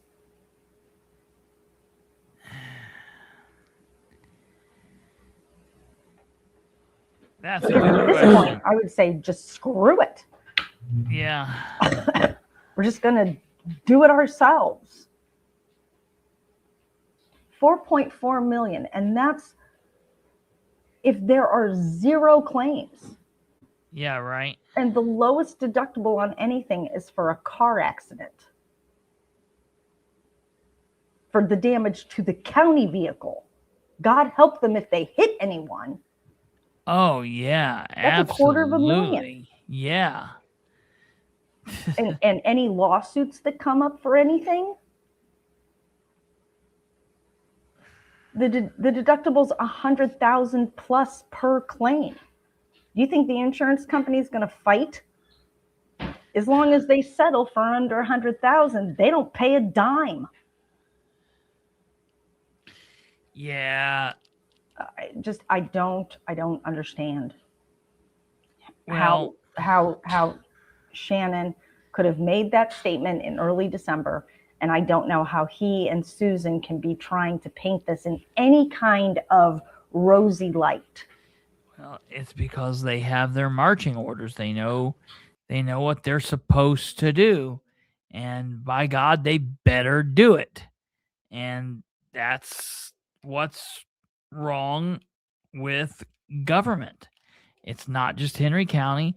We could put any number of situations in this boat, in this topic here, shed the topic and talk about any specific government, and this same thing would be going on, and it's just nuts. So I just wanted you guys to know, ladies and gentlemen, that it's not just Randy. It's also Sproles, and it's also the council, and a lot of these jokers. Now, I appreciate Bobby, and I appreciate Steve, and I appreciate Shannon for responding. I wish he wouldn't be playing games the way he is. I feel like he's playing games, and that's not going to do him any favors. But I guess keep on keeping on, dude. Do what you got to do, I guess. But we'll see what goes on. That's that. That's the show, folks. That's what I got for you. the results are in, and whether we're talking about Randy or Sproles or Dan or Madison County or Winchester or Anderson or Indianapolis or wherever, it's all screwed up as it always is, and we just have to keep fighting for it. Everybody keeps saying, how do we change things? How do we change things? Bodies. It's going to take more people. People say, well, vote. Well, voting only matters if a lot of us do it. If we're going out in the same piss poor numbers, it doesn't matter. If we stop voting, listen, stopping voting doesn't matter unless we do it bigly, okay? Going and doing a protest doesn't matter unless we go and do it bigly. Going to meetings, yeah, that's important. People should go to get involved. But if you really want to change something, we got to do it with a lot of bodies. That's the message, folks. That's the message. It takes people. It doesn't take money. It doesn't take power. We are power. There is power in numbers. That's what it takes. All right, ladies and gentlemen, I appreciate you guys. Thank you all very much. God bless each and every one of you. We will see you back here tomorrow. And I just read the comment there in the private chat, Kate. That's great. We'll see you guys back here tomorrow. Hey, before you leave, if you have not smashed that like button, please consider doing so. And that's that. All right, you guys take care. God bless you. I've all said that. I'm just tired. I'm getting ready to go to sleep. You guys have a good night. And I got something to let you hear, Kate's wild. Okay. Goodbye.